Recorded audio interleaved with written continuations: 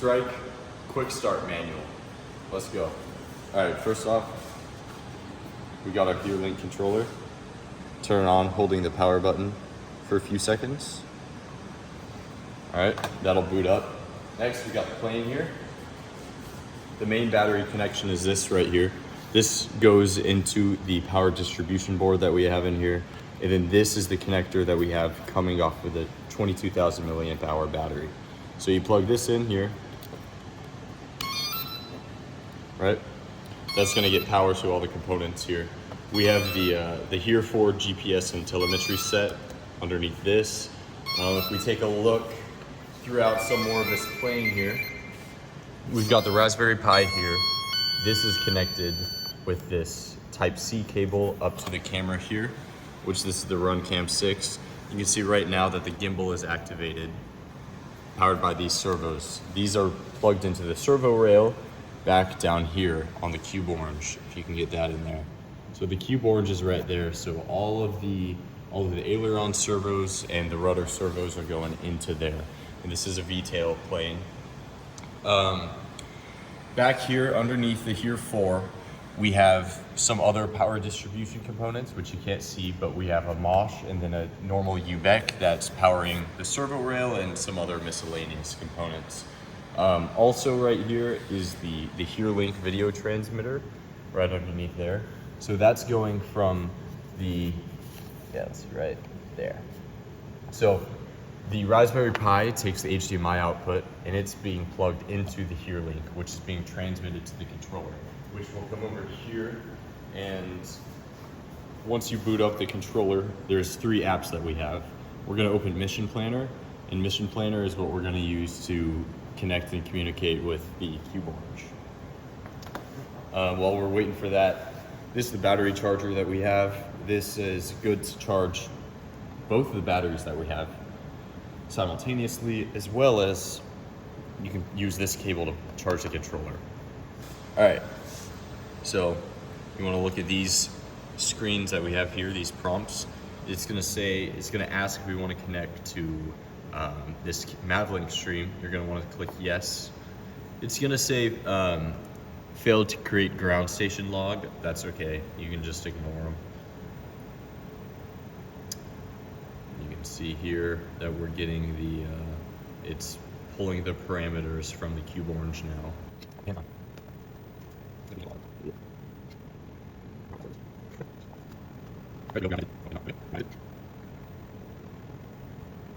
We're connected now, and so now we can see the Mission Planner and we are getting live data.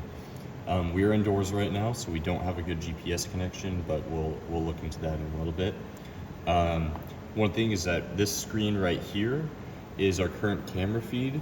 Right now, our camera is not connected, so we are just seeing the Raspberry Pi loading screen, so we'll have to change that as well, but we'll get into that in a little bit.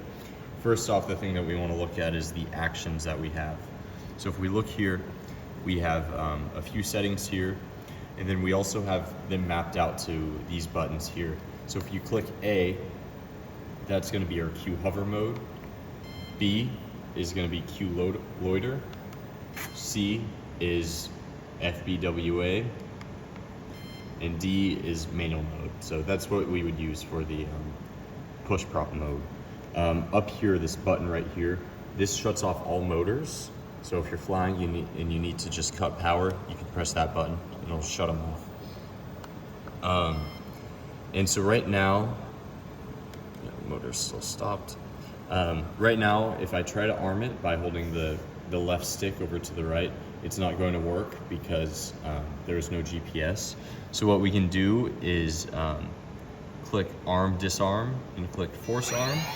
And as you can hear, that's turning on the motors. And so we're in a Q hover, so those are the VTOL motors. There we go. I'm holding the throttle down now, so this would be our idle speed. I'm gonna go ahead and disarm it now. And now we'll go take a look outside. All right, we're gonna go from the top, full connection, startup guide. You're gonna plug in power. Next step, check the camera. You wanna press the power button, turn it on, this is going to show this mode here. It recognizes a USB, but you want to press the top button and change it to USB camera. You'll also see the gimbal move now. So the gimbal's activated. Everything's connected and set up here. We're going to want to go back to the controller here and open Mission Planner.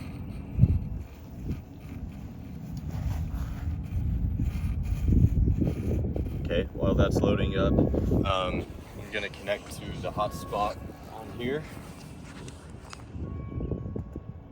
which I am. And so we're currently waiting for video, but once that connects, we should get video. All right, here we go. Video's on here. Okay, we're good.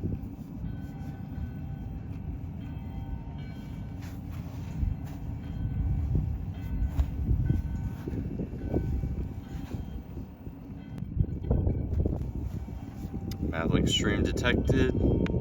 Select yes.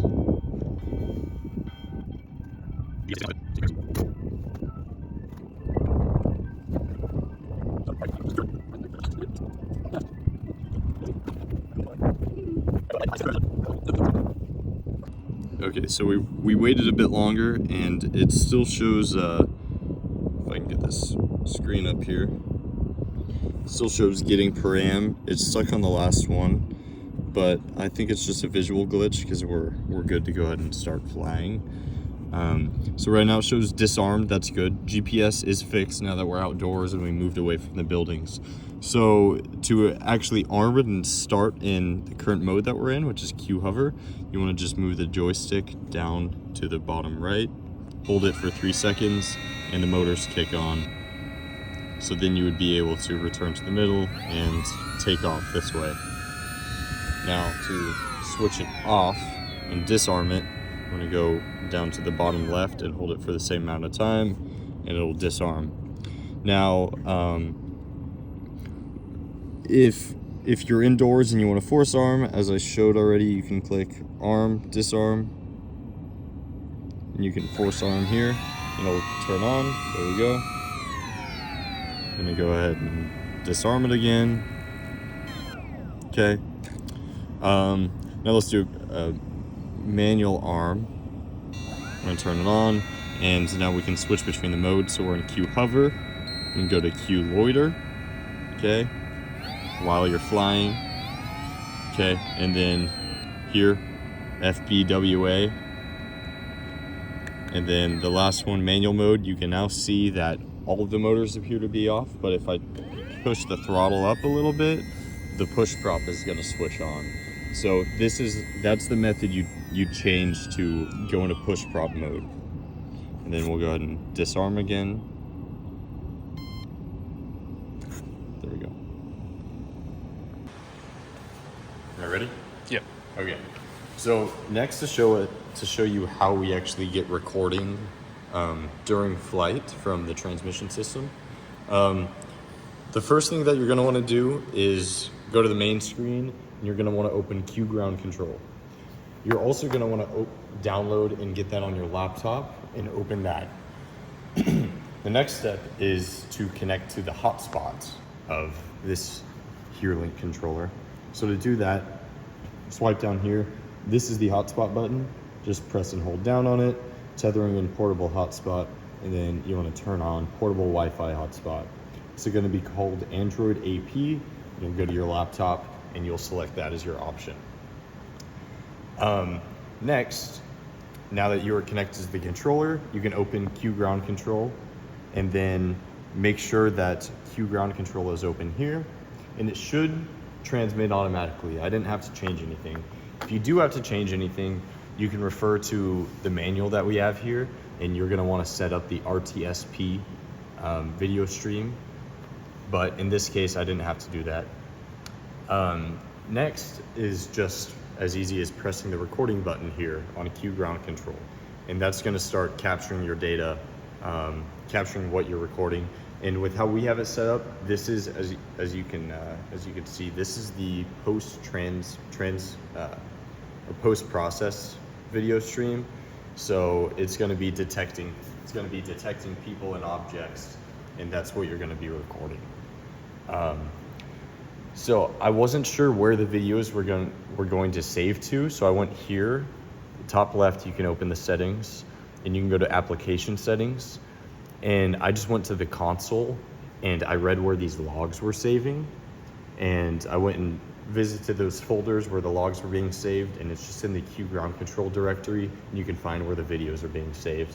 And if you do go there, you can see this is a video I just recorded about 1 minute ago. It's just a few seconds, and that's all we got, and looks good. So this would operate exactly the same if you're on the airfield and trying to record flight data. And this is what we used in our presentation, this exact method.